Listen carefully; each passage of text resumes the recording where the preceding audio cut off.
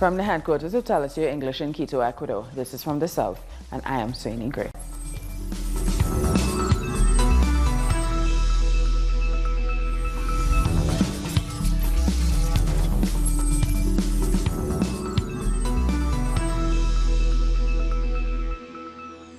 The Senate in Argentina has approved the 2019 budget in the midst of protests. With 45 votes in favor, 24 against and 1 abstention, Senators passed the budget proposed by President Mauricio Macri after 13 hours of debate. This budget is aimed at maintaining the financial agreement the government signed with the International Monetary Fund.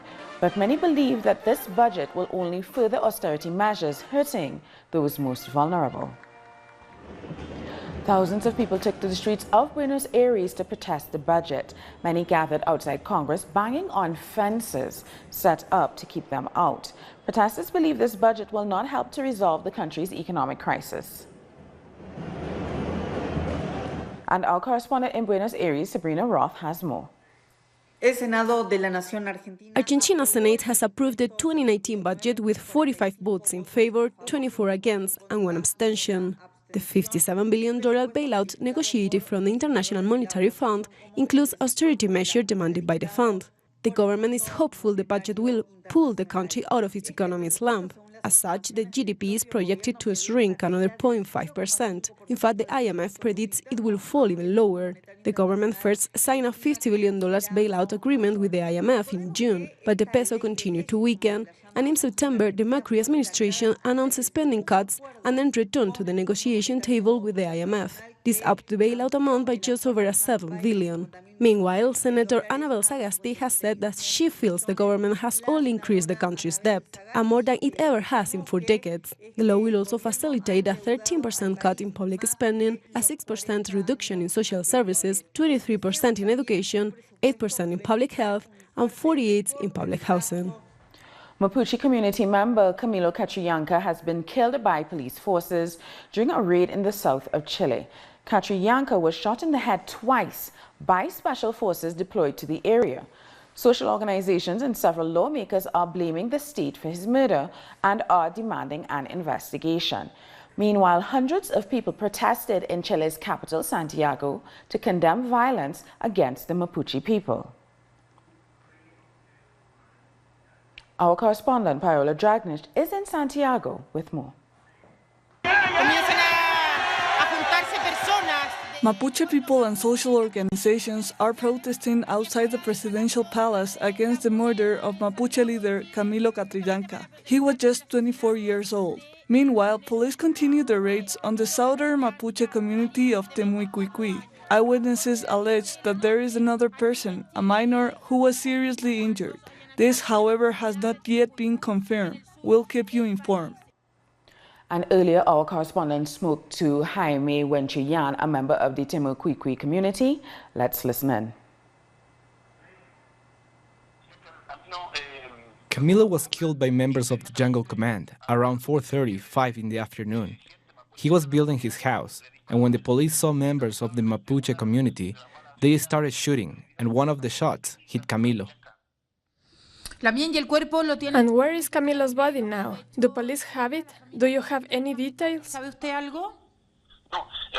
The body is still at the local hospital. His family is there, and many brothers are going to support his wife, his father, mother, and sister. Social organizations have condemned Camilo's murder and are asking for justice to be served. They're also urging the government to put an end to the operation carried out by Jungle Command in Mapuche territories in the south of the country. Several times they have criticized Jungle Command for its heavy repression of the Mapuche community. Britain's Prime Minister Theresa May is to address the latest Brexit backlash, the resignation of 2 members of her cabinet in protest of the Brexit deal the UK has just reached with the European Union. We go live to her address right now. Negotiate any future partnership without it. As the House knows, the original proposal from the EU was not acceptable, as it would have meant creating a customs border down the Irish Sea and breaking up the integrity of our United Kingdom. So last month I set out for the House the 4 steps we needed to take. This is what we have now done, and it has seen the EU make a number of concessions towards our position. First, the EU proposal for a Northern Ireland-only customs solution has been dropped and replaced by a new UK-wide temporary customs arrangement that protects the integrity of our precious union. Second, we have created an option for a single time-limited extension of the implementation period as an alternative to bringing in the backstop. As I have said many times, I do not want to extend the implementation period, and I do not believe we will need to do so. This is about an insurance policy.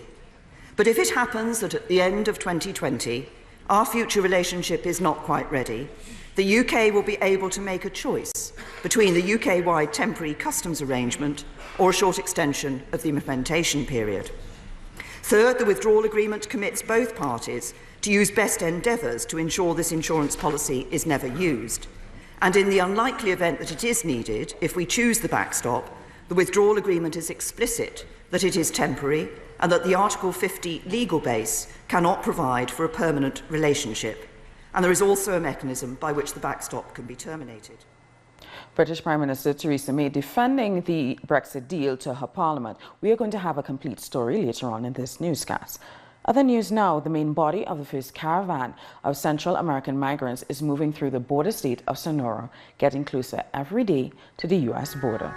Many are boarding buses to cover the distance but they still have left before reaching their goal. There are about 3,500 people in this group. It has been over a month since they first set off from their home countries. They all reject the claims of U.S. President Donald Trump that the caravans are full of gangs. If anything, migrants say it's gangs that have caused them to flee in the first place. So let's take a look at where the migrants are at this moment. 800 are in Tijuana at the border. 3,400 are expected to arrive soon.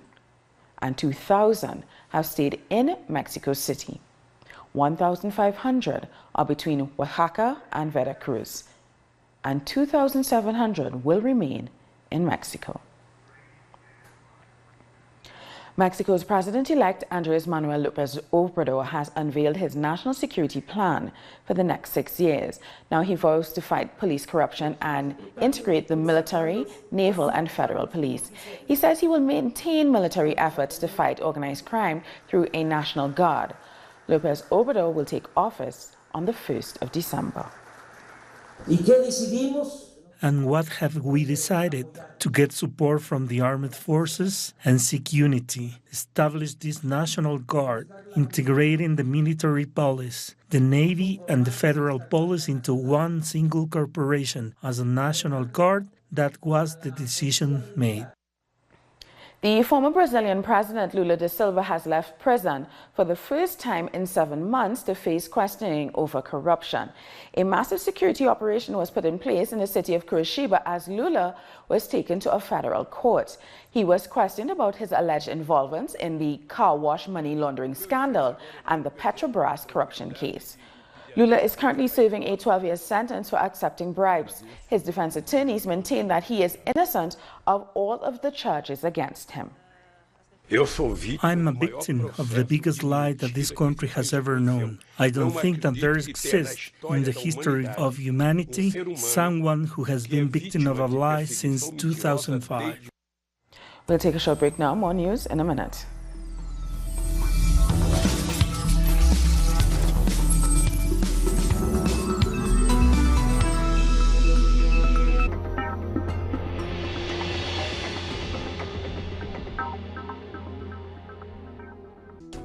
The life is full of moments.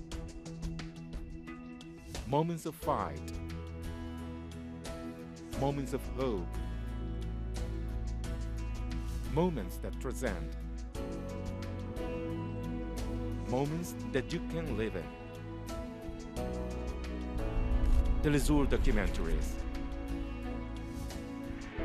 Sundays. Only on Telesur.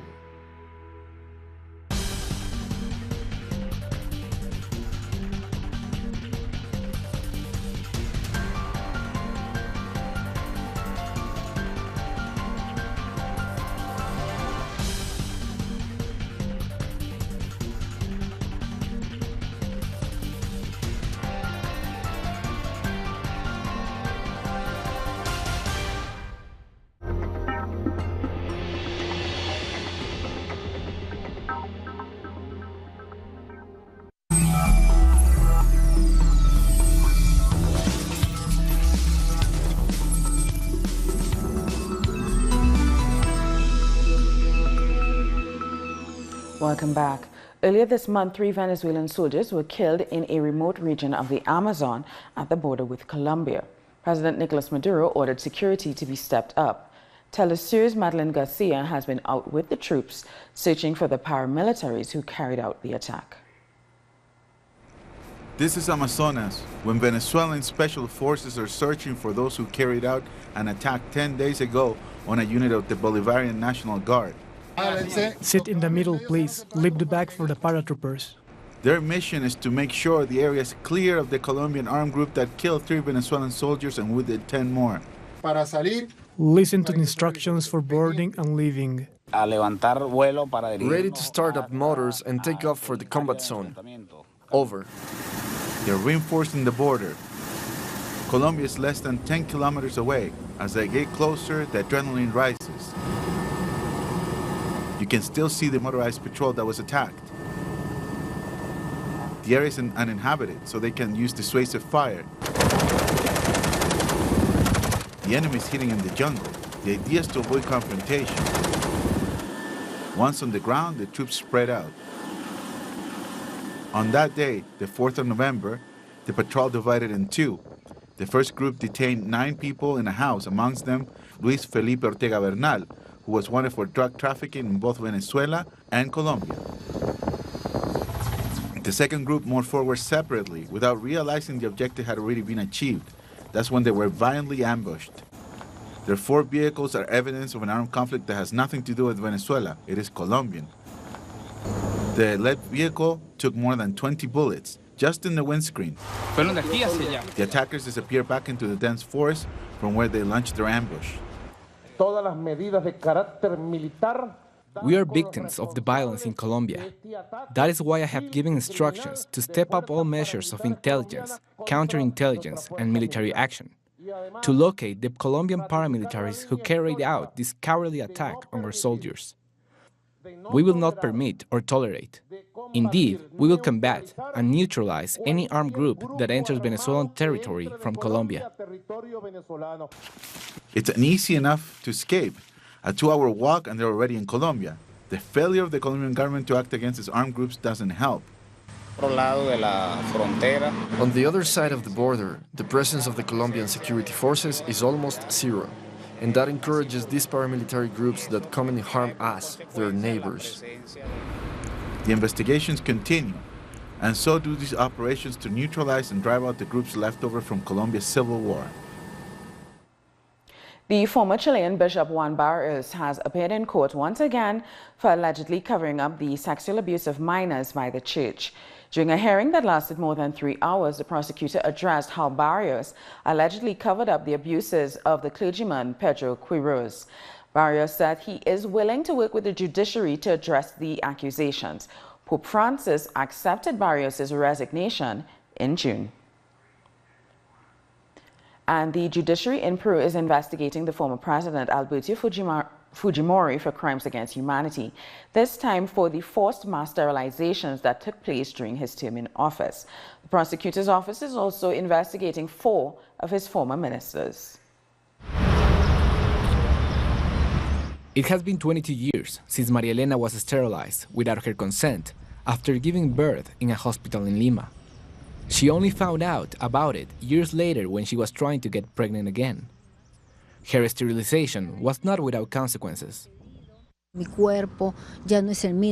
My body is no longer mine. I specialized in geriatric care and now I can no longer take care of my patients. I can't even pick up my granddaughter. My body is not the same and psychologically I always cry.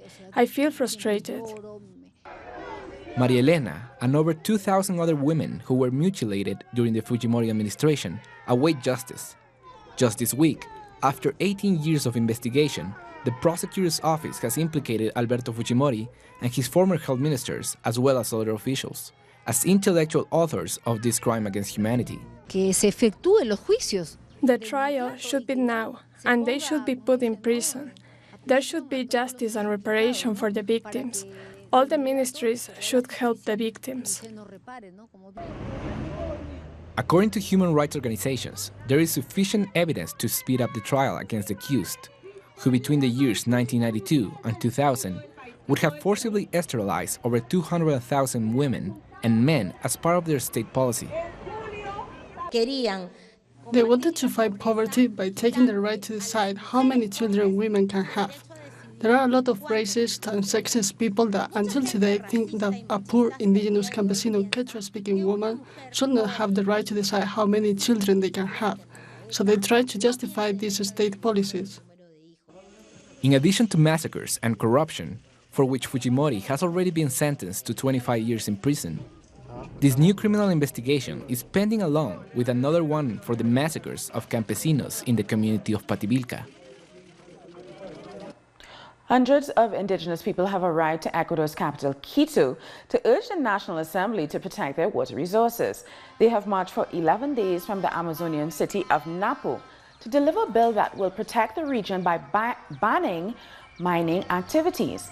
Indigenous people are also calling for bilingual education, the end of the criminalization of their leaders, and agrarian reform. The ongoing trial of the murdered Honduran indigenous leader, Botha Casarez, resumed on Monday with authorities failing to inform the victim's family or the press. Earlier, we spoke to the journalist Silvio Carrillo, who is Botha Casarez's nephew, about the constant irregularities in the trial. Simply a pattern by the government that continues to this day. The U.S. Embassy has said that they believe in this U.S. government can handle this case. Clearly, there's no political will to do so. This is just more evidence of everything we've been saying, that this government is maybe involved in her murder. We don't know, but they certainly should not be taking up this case. They don't have the capacity nor the political will, because so many wealthy individuals who are part of the government might be involved, as well as the army and many state actors. And it's unclear whether they really want justice or not in Honduras, and we don't believe that's the case. The president of El Salvador, Salvador Sanchez Serén, has launched a new national policy for indigenous people. It's a plan that will help a sector that has been historically excluded. With an ancestral ceremony, the Nahuatl, Pipil, Lenca, and Cacahuira indigenous peoples celebrate the announcement of a public policy that will work to enforce their economic, social, and cultural rights. This is the starting point to build, little by little, a solid pyramid, so to speak, for our rights. In a special event at the presidential palace, President Salvador Sanchez Serén gave the document to indigenous representatives. This happened after talks with different organizations of indigenous people and state institutions. The policy has strategies to improve social, cultural, economic, and environmental issues. This is one of the most important legal actions in the history of El Salvador, because it consolidates the end of centuries of exclusion for this noble and brave sector of our country. I express my respect to all indigenous communities and organizations and of their success, a product of their effort and tenacity. Since June 2014, indigenous people in the country have been officially recognized, and now they are launching programs to revive their language, traditions, and ancestral cultures. The identity of Native people and their link to Mother Earth has influenced strategies for sustainability in the use of natural resources. I will demand that everyone who was there to receive this document, and to the current and coming governments, to fulfill this policy, to not to keep this document in a drawer, because it has taken a lot of sacrifice to get to this point. We've gone hungry for too long.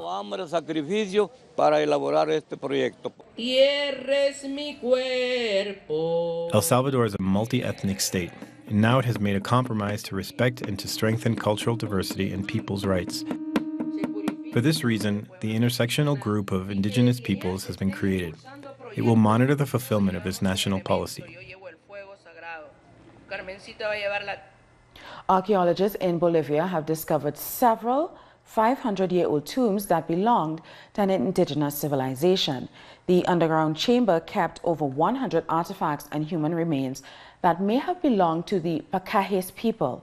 The indigenous Almira kingdom of Pacajes occupied the Bolivian highlands until it was conquered by the Incas in the mid-15th century. The tombs were found 30 kilometers away from the capital, La Paz. Guyana's President David Granger has cancer. He was in Cuba for medical tests, and that is where his diagnosis of non-Hodgkin's lymphoma was confirmed. President Granger will begin chemotherapy treatment on Thursday. He will also have to remain indefinitely in Cuba because of his treatment. However, it has been reported that his prognosis is good and that he is expected to make a full recovery. We'll take another short break now. More news in a few.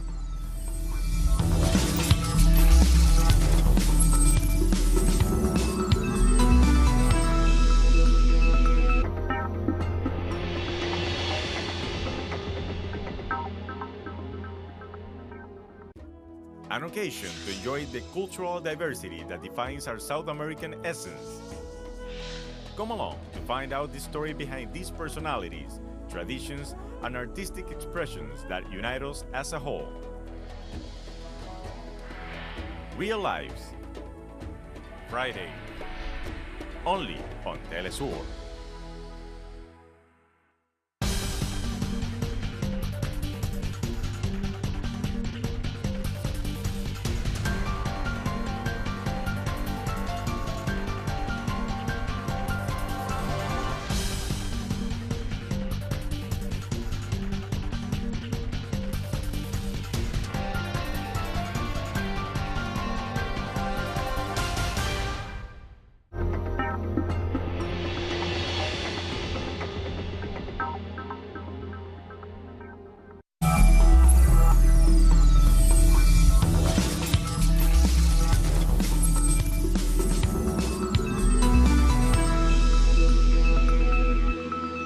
Welcome back. As promised, we return to our Brexit story from earlier. The UK Prime Minister Theresa May has been hit by 2 cabinet resignations over the Brexit deal it has reached with the European Union. Brexit Secretary Dominic Raab has quit, saying he cannot, in good conscience, support the proposed terms. The junior minister for Northern Ireland, Shailesh Vara, has also resigned in protest. On Wednesday, May won cabinet backing for the Brexit deal. The EU has called for a special summit for the leaders to sign off on the deal on November 25th. But with every minister who quits, the chances of May getting her deal through Parliament look slimmer. Residents of New York City's Queens Borough have protested against the plans of the online retail giant Amazon to build its new headquarters in the area. The protest comes a day after Amazon announced that it has chosen Queens and Arlington in Virginia as the locations for its new headquarters. People have accused Amazon of destroying communities across the country. Amazon is not a trustworthy actor. They have destroyed communities across the country. We've seen what happened in Seattle. We see what happened with the housing crisis in Seattle. And right now, New York is facing a huge housing crisis, a huge transportation transit crisis.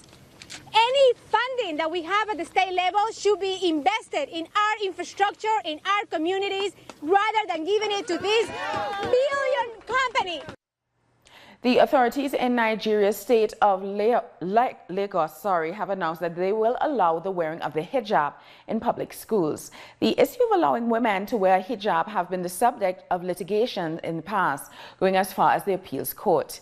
In 2016, the court ordered that women be allowed to wear the hijab as part of the school uniform. The Lagos state government had, however, appealed the ruling. The 77 Shopping Festival Made in Syria has started in Damascus. The event hopes to show the strength of Syrian industries in spite of economic sanctions and terrorist attacks. Our correspondent in Damascus, Hasham Wanus, brings us more. This festival, in which nearly 200 companies are taking part, showcases products made entirely in Syria. This is an attempt to reboost Syria's economy and safeguard the needs of citizens. Through festivals like these, we create commerce centers that establish direct contact between producers and consumers. This reduces process and can lead to sales of up to 50%. The participation of national companies in this festival serves as a clear message to foreign interests, a message that says that, despite the war and sanctions, the Syrian industry will not stop and will soon recover its grandeur. Syrian soldiers who were wounded in the battlefield take part in the festival with their own creations. Their participation is a first for this event.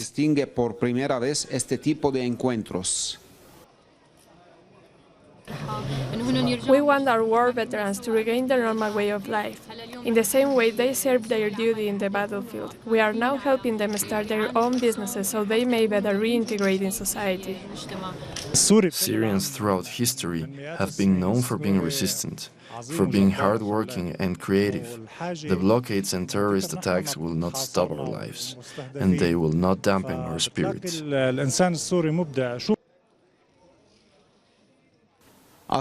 This festival will travel to Amman, the capital of Jordan, to promote Syrian-made products. And that has brought us to the end of this news brief, but for these and many other stories, you can find them on our website at telesyerenglish.net.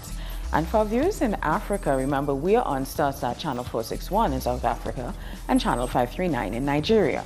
Everyone can join us on social media because we can be found on Facebook, Twitter, and Instagram. For Telesyer English, I'm Suni Gray. Thank you for watching.